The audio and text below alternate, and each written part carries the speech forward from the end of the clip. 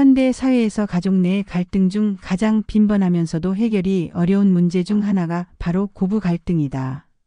특히 결혼 후 자녀를 둔 가정에서 시어머니와 며느리 간의 갈등은 단순한 오해나 성격 차이를 넘어서 가족 구조 전체에 영향을 미칠 수 있는 중대한 문제로 이어지곤 한다. 겉으로 보기에는 명절에 연락이 뜸해지거나 방문이 줄어드는 정도로 나타날 수 있지만 실제로는 감정의 단절과 소통의 부재, 나아가 관계의 회복 불가능성으로까지 발전하는 경우도 적지 않다. 이런 상황에서 손주를 자주 보지 못하게 되거나 가족 행사에서 소외감을 느끼는 경험은 단지 일시적인 고립감을 넘어 심리적 스트레스를 유발하고 노후 삶의 질을 크게 저하시킬 수 있다. 많은 시어머니들이 나는 잘해줬는데 왜 저러는지 모르겠다. 요즘 며느리들은 예의가 없다는 식의 불만을 토로하지만 이는 관계의 단면만을 바라본 결과일 수 있다. 고부 갈등은 단순히 한쪽의 태도나 예의 문제로 치부할 수 없는 복합적인 관계 갈등이며 각자 다른 시대적 배경과 생활 방식, 사고방식을 지닌 두 세대 여성 간의 근본적인 인식 차이에서 비롯된다. 특히 시어머니 세대는 가족 중심의 가치관 속에서 희생과 책임을 중요하게 여겼고 며느리 세대는 개인의 행복과 감정적 안정, 심리적 경계를 중시하는 가치관을 지니고 성장했다. 이러한 차이는 처음에는 사소한 오해로 시작되지만 시간이 지남에 따라 감정의 골이 깊어지고 결국 단절로 이어지는 경향이 있다. 이와 같은 상황에서 문제의 핵심은 단순한 무관심이나 예의 부족이 아니라 관계 속에서 쌓여온 감정적 피로와 기싸움에서 비롯된 긴장 상태임을 인식해야 한다. 특히 며느리가 전화 연락을 피하거나 명절을 이유로 방문을 회피하는 행동은 단순한 바쁨의 표현이 아니라 이미 내면적으로는 마음의 문이 닫혔다는 강력한 신호일 수 있다. 관계에서 감정의 피로가 일정 수준을 넘어서게 되면 상대방에 대한 기대조차 사라지며 무관심과 회피로 이어진다. 이는 며느리뿐 아니라 손주와의 자연스러운 접점조차 사라지게 만들고 결국 시어머니 입장에서는 정서적 고립을 심화시키는 원인이 된다. 이러한 고부관계 악화의 배경에는 무심코 던진 말이 큰 역할을 하는 경우가 많다. 시어머니 입장에서는 아무런 악의 없이 던진 조언이나 훈계조의 말이 며느리에게는 개인의 영역을 침범하거나 판단받는 듯한 느낌을 줄 수 있다.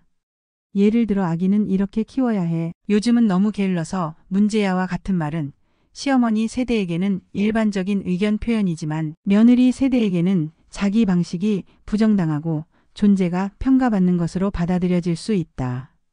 이러한 커뮤니케이션의 방식 차이는 서로를 점점 피하게 만들고 결과적으로는 의사소통 단절로 귀결된다. 그렇다면 이러한 관계 악화를 단지 개인적인 문제로 치부하고 방치해야 할까? 결코 그렇지 않다. 고부 갈등은 개인의 문제이기 이전에 사회적 구조와 세대 간 이해 부족에서 비롯되는 문제이며 이를 해결하려는 의지와 노력이 뒷받침된다면 충분히 회복 가능한 관계이기도 하다.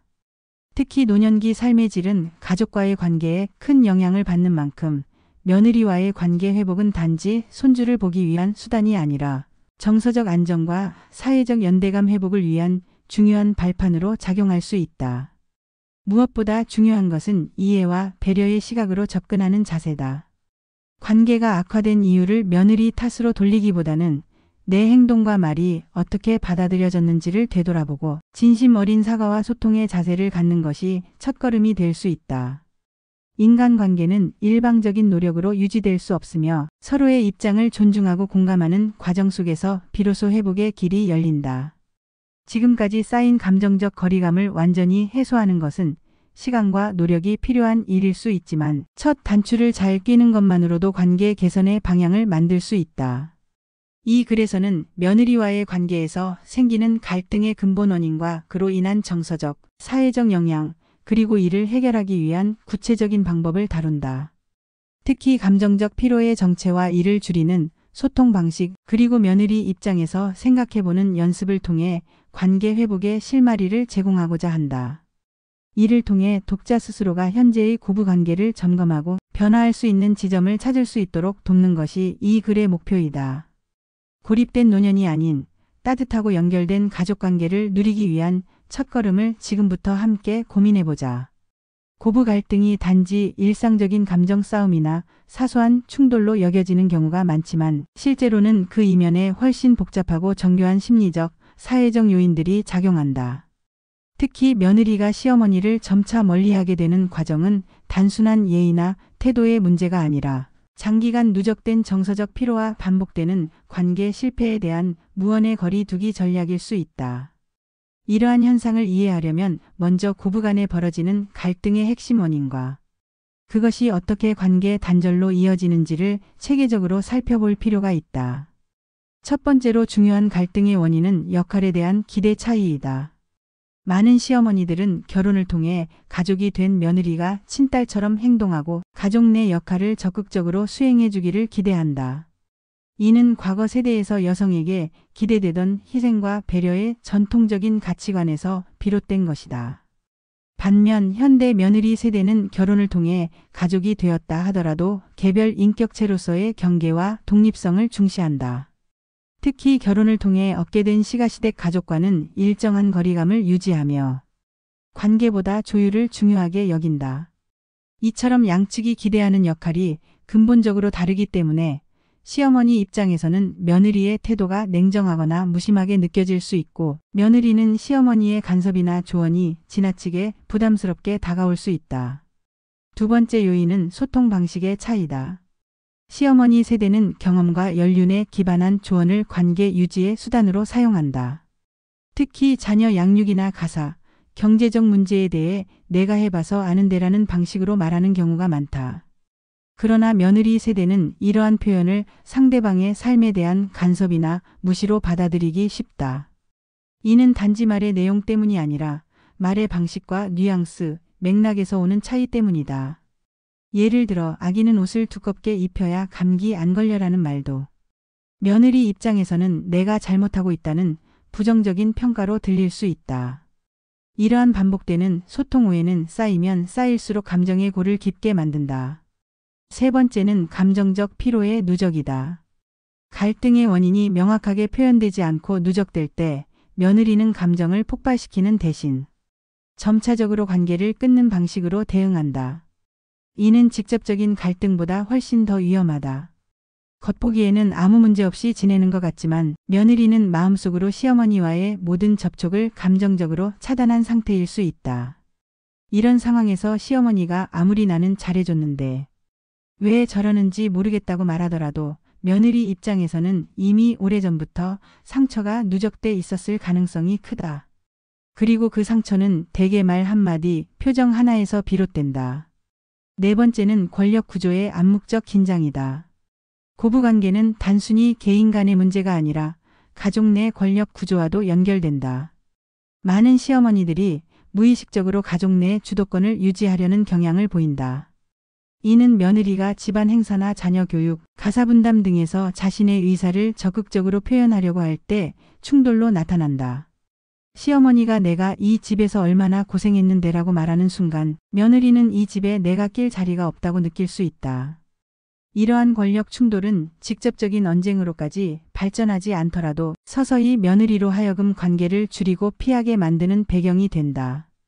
이처럼 복합적인 원인으로 인해 고부 갈등이 심화되면 그 결과는 단지 감정의 불편함에 그치지 않는다. 특히 손주와의 관계에서도 커다란 단절이 발생하게 된다. 며느리가 시어머니와의 관계에 스트레스를 느끼게 되면 자연스럽게 시댁 방문 자체를 꺼리게 되고 손주 역시 조부모와 정서적으로 교류할 기회를 잃는다. 이는 시어머니 입장에서는 손주에 대한 그리움과 박탈감으로 며느리 입장에서는 불필요한 감정 소모를 피하려는 자기 보호 전략으로 작용한다. 결과적으로 시어머니는 외면당했다는 감정적 고립을 경험하고 며느리는 불편한 감정을 피했다는 심리적 거리두기를 지속하게 된다. 하지만 이러한 관계의 악순환을 끊을 수 있는 실질적인 방법도 존재한다. 첫 번째는 자신의 언행을 점검하는 것이다. 나도 모르게 사용한 말투나 표현이 상대방에게 어떤 인상을 주었을지 되돌아보는 연습은 매우 중요하다. 예를 들어 나는 그냥 좋은 마음으로 말한 건데라는 생각 뒤에는 상대가 어떻게 느꼈을까라는 고려가 빠져 있을 수 있다. 소통은 내가 무엇을 의도했는지가 아니라 상대방이 어떻게 받아들였는지가 핵심이다. 두 번째는 공감의 연습이다. 며느리의 입장에서 상황을 상상해 보는 것이다. 직장과 육아, 가사에 지쳐 있는 며느리가 명절마다 음식, 준비와 방문에 대한 부담을 느끼는 것은 자연스러운 일이다. 이런 상황에서 명절인데 안 오니? 보다는 몸은 괜찮니? 너무 힘들면 이번엔 쉬어도 되라는 말 한마디가 관계를 바꿀 수 있다. 감정을 인정받고 배려받는다는 느낌은 갈등을 해소하는 가장 강력한 열쇠다.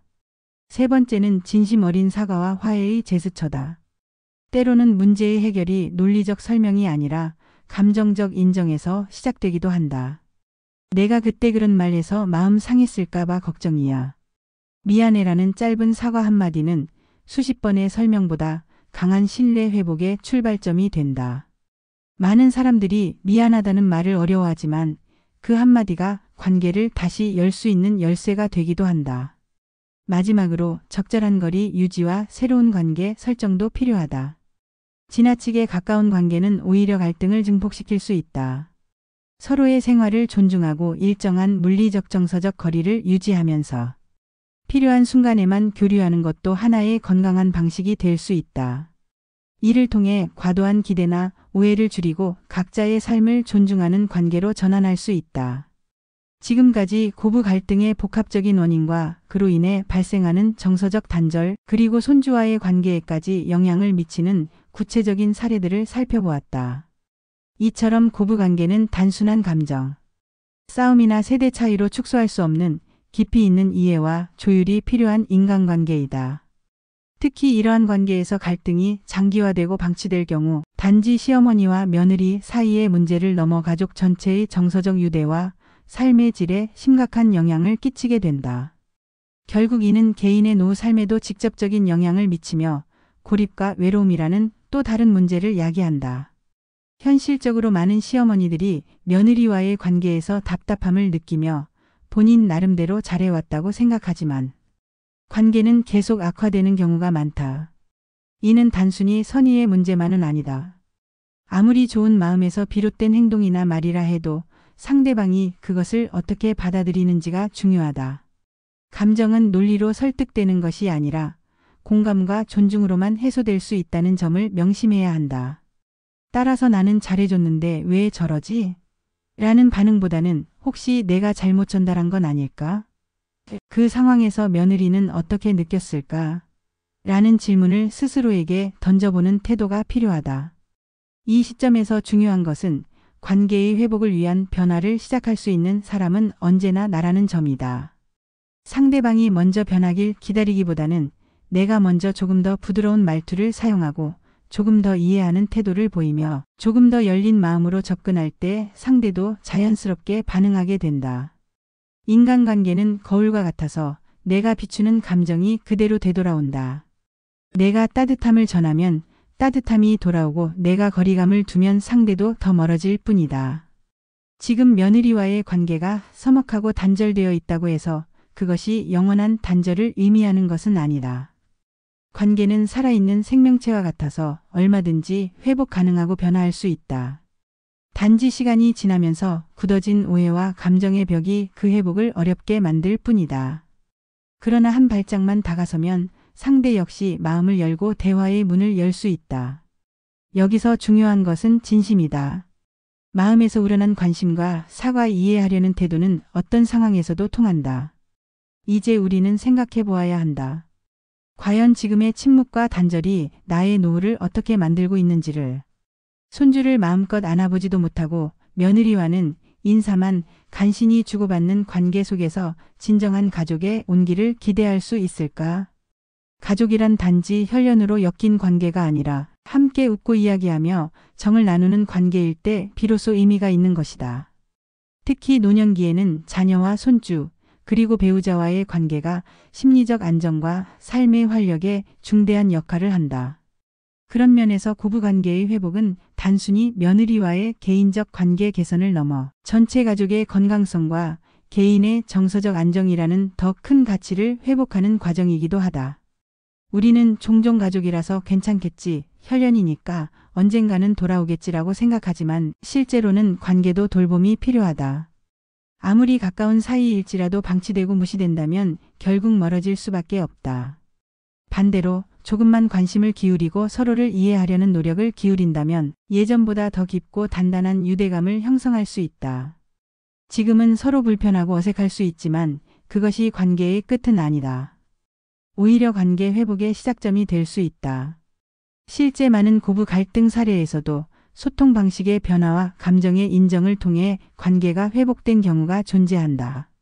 처음에는 정말 어색했지만 자주 연락하면서 나도 며느리 입장에서 생각하려고 노력했더니 점점 마음이 열리더라. 한번 진심으로 사과하고 나니 오히려 며느리가 나를 더 이해해주더라는 실제 경험담들이 이를 뒷받침한다.